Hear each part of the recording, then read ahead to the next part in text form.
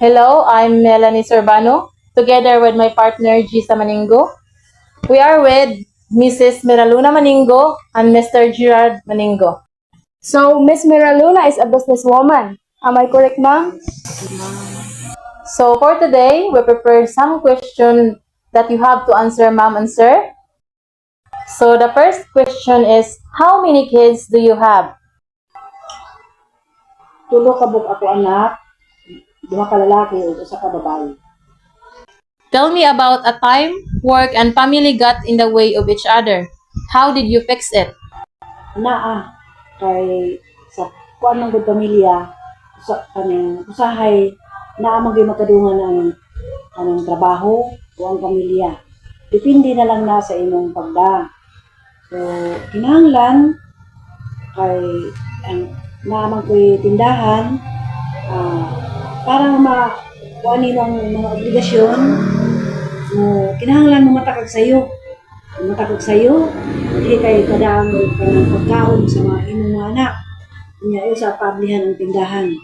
Karon, kumana ka nakaandam silang pagkaon, so ang tindahan na sad. Para nga imo ba, mura ba madungan nimo ba? Ngari ka sa imong mga anak, ngari ka sa imong negosyo. Di man kayo dako nga tindahan. So okay ra, at pwede nimo idungan trabaho o ang pamilya ninyo. So, what helps your family balance work and home life? Is it enough? Ato anak, no? Para mabalance ang imong trabaho o ang imong sa pamilya, kinahanglan ninyo diha sa sulod sa balay o bana o asawa, kinahanglan ninyo magtinabangay. Kaya di man na pwedeng masaray katagdan.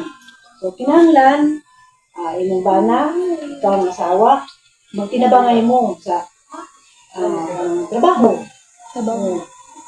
Para nga, di ba ang imong panahon, kasi di mabahin. Imong kinahanglan, pinabangay gyud sa pamilya. Bana o asawa. Who helps your family when things get tough with work and family? Wala, kami lang magpiayon.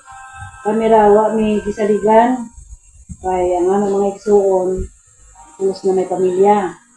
So, may pamilya sila, tanan, kami isip, magpiayon, may pamilya na sad. So, walay mingon nga mga yung tabang.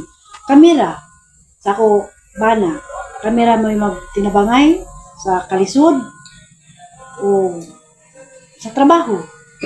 So, wala, mga igsoon, kanang parehas ramang good ba nga, kanang may mga pamilya na. So, dili angay nga magsalig. So, ikaw, kamo lang, maningkamot para sa pamilya. Do you use daycare or iyaya or family help? Wala mi sukad nga nagkuan, ninyo ni walay katabang, akura. Kami ra. Sa mga, kanang, kami magpiayon, walay katabang sukad. Ako sila gipadako nga ako. Walay yaya, walay gikanan, walay igsuon. Kamera, yun. Walay ko. Ligagko ang mga bata, walay yaya. Kaya ako raw ni focus sa bantay nila o pag-aruga. What advice would you give to other families about balancing work and home? Ang ako ikatambang no sa mga or magbuhat og pamilya o nagminyo, kinahanglan lang yun nila nga magtinabangay, magpiayon. Kay naamanggoy tendency nga dili ba ang inyong pagpuyo, hayahay. Maayo lang o pulos mo may mga trabaho, nga may mga dagko mong sweldo. Naamanggod magminyo nga kanang igo-igo lang ba?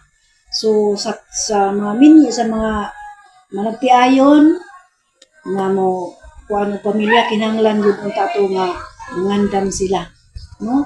Mangandam para nga kinahanglan unta to naay mga sa di pa magminyo kinahanglan magtiwas og eskwela para nga puhon og magminyo mo na may mga trabaho mo.